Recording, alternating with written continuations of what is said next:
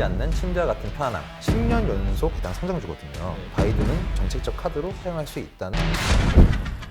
우리가 미처 알지 못한 바다 건너 우량 기업을 알아보는 시간, 글로벌 슈퍼스탁 MC 김교준입니다. 강재구 연구위원입니다. 네, 안녕하세요. 안녕하세요. 오늘은 신재생 에너지, 그렇죠. 에너지 쪽을 좀 말씀을 드리려고 해요. 넥스트 에라 에너지였나요? 네, 맞아요. 넥스트에라 에너지면은 어떤 기업일고? 이름 그대로 잘라서 보면은 다음 세대 에너지잖아요. 그렇죠. 그런 신재생이지 않을까.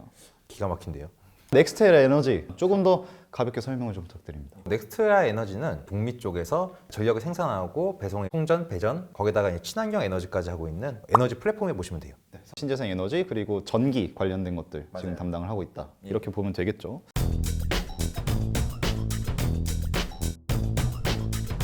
넥스트 에너지 같은 경우에는 이제 유틸리티 섹터 GICS 기준으로 해가지고 시가총액이 가장 큰 그쪽에서의 대장이라고 보시면 돼요. 저는 좀 요건 궁금했던 게 유틸리티가 좀 어떤 좀 분야를 말하는 건가요? 기관 산업들을 주로 유틸리티라 부르는데 뭐 수소 산업이 전력 사업들을 유틸리티라 부르고 넥스트 에너지 말씀드리면서 유틸리티 업종의 매력을 함께 말씀드리겠습니다. 네, 알겠습니다. 제가 좀 알기로는 미국의 이런 또 기관 산업, 말씀하셨던 유틸리티 산업들이 사실 좀 민영화된 기업들이 있다고 들었는데 여기는 또 어느 지역에 좀 담당을 하고 있는 건가요? 자회사 이름에서도 알 수 있듯이 플로리다 쪽을 이제 주력하고 있거든요. 날씨 좋은 쪽. 그렇죠.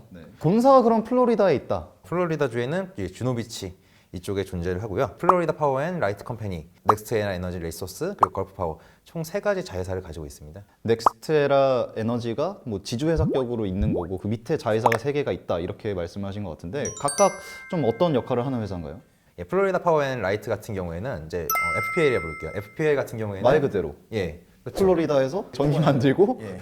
빚 사주는 사람들. 그렇죠. 전력을 송전 배전해주고 네. 걸프 파워는 말 그대로 걸프만 쪽에서 전력을 갖다가 진짜 그 걸프군요. 네, 걸프전 할 때 걸프죠. 걸프. 예. 네. 그 전력을 송전 배전하고 그리고 이제 니어가 가장 중요한데 제가 가장 넥스트 에라 에너지가 매력적이다라고 말하는 부분이 이번 네, 아까 그 R이 뭐였죠? 리소스였나요? 어떤 회사인가요? 기존에 있는 석탄이라든지 혹은 이제 구전력 방식이라고 하면은 화석 에너지 같은 것들. 그렇죠. 그런 거면 한전이랑 똑같겠죠. 근데 얘네들은 신재생 에너지까지 같이 하거든요. 태양광이나 풍력 전 세계에서 가장 많이 발전을 하고 있어요. 그런 것들을 담당하고 있는 자회사가 그게 니어다. 니어다. 그럼 이 매출 비중 어떻게 되고 있습니까? 2019년 기준으로 해서 FPL이 이제 63%, 그리고 니어가 29%, 그리고 걸프파워가 8% 이렇게 구성되어 있습니다. 넥스트에라 에너지. 그렇다면 투자 포인트 1번이 뭡니까? 흔들리지 않는 편안함? PPL도 돼요? 흔들리지 않는 유틸리티주만의 편안함? 그렇죠. 그런 에이스 같은 느낌. 기간 산업이다 보니까 변동성이 그렇게 크지가 않아요. 코로나가 터졌다고 해서 전기 안 쓰는 거 아니잖아요. 꾸준히 써준다는 거죠. 그 때문에 변동성이 생각보다 작다. 그만큼 안정적이다라는 거죠. 2020년 7월 24일날 이제 2분기 컨퍼런스 콜을 했는데 1분기랑 마찬가지로 되게 양호한 실적 발표했고요. 코로나19에도 불구하고 매출액 같은 경우에는 42억 달러로 전년 동기 대비해가지고는 한 15% 정도 감소했어요. 근데 이제 논GAAP 기준으로 해가지고 EPS는 2.61달러로 전년 동기 대비해가지고 약 11% 상승하는 오히려 양호한 상승하는. 그렇죠. 순조롭게 실적도 잘 가고 있고 성장세도 잘 가고 있는 흔들리지 않는 편안한 주식. 예. 근데 또 특별한 좀 이유가 있을까요? 기관 산업인 거 말고. 자회사들이 꾸준히 성장을 하는 게 가장 큰 이유인 것 같고 뭐 FPL 같은 경우에는 송전 배전하는 시스템 자체도 굉장히 높은 수준으로 유지되었었고 걸프 파워 같은 경우에도 뭐 비용 효율성 굉장히 좋게 보여줬고요. 거기다가 이제 친환경 자회사 이게 제일 중요하거든요. 1,730메가와트의 이제 재생 에너지를 수출을 하게 돼요. 이게 추가되면서 성장하고 있는 모습을 보였죠. 전년 동기와 대비해서 사실 코로나 이슈로 타격을 입은 기업들이 우후죽순 많이 나오지 않았습니까? 엄청 많죠. 근데 지금 이 넥스테라 에너지 같은 경우에는 정말 흔들리지 않았다라고 볼 수도 있겠군요. 유틸리티 업종의 강점이다 보니까 코로나19 불구하고 이제 2020년도 가이던스엔 변화 없었고요. 2022년까지 EPS 기준으로 연평균 성장률 6에서 8% 예상하면서 안정적인 실적 성장 예상되고 있습니다. 전 세계적인 이 스트라이크를 받았음에도 계획대로 가는 거군요. 계획된 투자에는 차질이 전혀 없고 수요 잔고가 오히려 이제 1,730메가와트가 증가를 했어요. 19년도에서 22년까지는 신재생 에너지 캐파 자체를 11,500에서 18,500메가와트 이 정도로 예상하고 있습니다. 전기를 안 쓰고 살 수는 없으니까. 그렇죠. 그게 정말 어떻게 보면 키포인트일 수 있겠군요. 예, 맞아요. 그리고 뭐 하나 더 매력을 말씀드리면은 이 기업이 되게 착한 기업이에요. 코로나19로 인해 가지고 굉장히 힘든 상황에서 5월 달에 비용 지급이 어려운 고객들한테 기존 가격보다 25%에서 40% 정도 할인된 비용으로 고객들에게 이제 제공했거든요. 전기료를 인하해줬군요. 그렇죠. 기업들이 사회적이고 도덕적인 책임들을 이렇게 다하는 모습을 보여주고 있습니다. 사회적 책임, 도덕적인 모습을 보이는 게 또 투자자들한테 좀 이 마음을 좀 훔칠 수 있는 기회가 되겠군요. 이런 기업들을 갖다가 ESG 기업에 불러요. ESG. 예, 뭐 environment, 환경, 소셜, 사회, 그리고 거버넌스, 지배구조. 기업이 이제 직원이랑 고객이랑 주주랑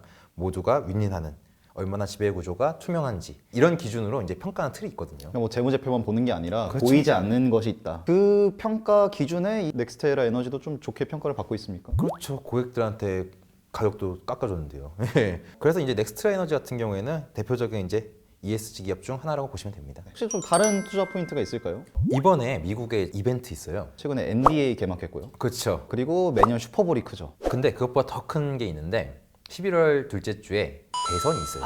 네, 맞습니다. 그걸 놓쳤네요. 미국 대선. 예. 지금 트럼프 현 이제 미국 대통령과 바이든 부통령의 2파전 이제 예상이 되고 있는데 이게 어떻게 투자 포인트가 되는 거죠? 트럼프 대통령이 집권할 당시에는 구 산업들 이쪽에 많이 힘을 실어줬어요. 근데 지금 보시면은 CNN 기준으로 바이든과 이제 트럼프 대통령 지지율이 55대 41로 지금 바이든이 앞서기 그렇죠. 시작했거든요. 지금 여론조사대로만 사실 간다면 또 무난하게 이렇게 대선이 될 것 같다는 얘기도 있었거든요. 그 상황이 지금 넥스테라 에너지한테 어떤 식으로 좀 호재로 작용을 할까요? 바이든 정부가 오바마 정부의 이제 승계라는 점을 좀 보셔야 돼요. 뭐 오바마 대통령이 실제로 바이든 모금할 때 같이 참여를 하기도 했었고요. 이 오바마 정권에서 굉장히 친환경적 정책을 많이 했어요. 그렇죠. 그렇다가 이제 트럼프 대통령 넘어오면서 뒤바뀐 되살리면 그렇죠. 자연스럽게 정부의 관심이 신재생 에너지 쪽으로 쏠리게 될 수 있다. 친환경 부분이 눌려 있기도 했지만 실제로 미국 쪽에서는 태양광이라든지 풍력 같은 재생에너지는 꾸준히 성장을 하고 있긴 했어요. 그러니까 이런 상황에서 아까 말씀드렸던 정책적 모멘텀이 추가가 되면서 오히려 더 각광받을 수 있다라고 보는 거죠. 실제로 좀 오바마 행정부였을 때 좀 이 그린 관련된 것들이 많이 성장을 어떤 식으로 좀 했었습니까? 2009년도 오바마 행정부의 이제 그린 뉴딜 잠깐 살펴보시면은 친환경 부분이 이제 고용 창출 부분이 좀 되게 눈이 띄어요. 네. 특히 이제 태양광 쪽 일자리가 7년 동안 168% 성장을 하고요. 풍력 터빈 기술자 같은 경우에는 가장 빨리 증가한 직업 중 하나이기도 해요. 그러니까 이런 점 봤을 때는 고용 창출이라는 점에서 오히려 바이든은 좋은 정책적 카드로 사용할 수 있다는 매력이 있는 거죠. 엑스테라 에너지 이 회사 자체의 힘, 모니멘텀 그리고 좀 정책적인 향후 전망까지 같이 봤는데 다른 좀 투자 포인트가 있을까요? 일단 이 회사가 10년 연속 배당을 성장시킨 대표적인 배당 성장주거든요. 네. 2004년 1.3달러에서 2019년 5달러까지 연평균 9.4% 꾸준히 성장했어요. 코로나19에도 불구하고 안정적으로 매출 발생하고 있기 때문에 뭐 한 12% 수준의 배당 성장이 이제 전망되고 있고요.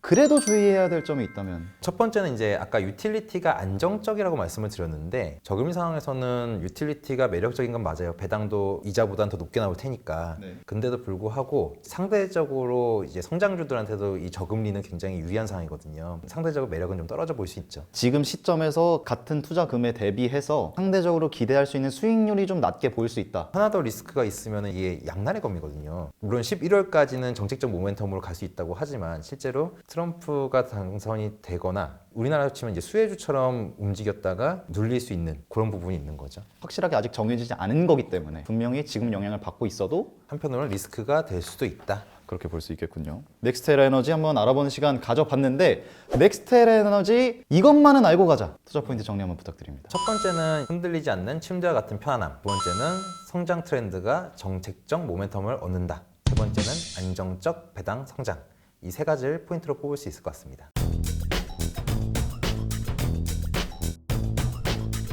넥스테라 에너지 정말 마지막으로 예. 한마디로 딱 정리를 한다면 어떻게 좀 해주실 수 있을까요? 안정적 성장이다.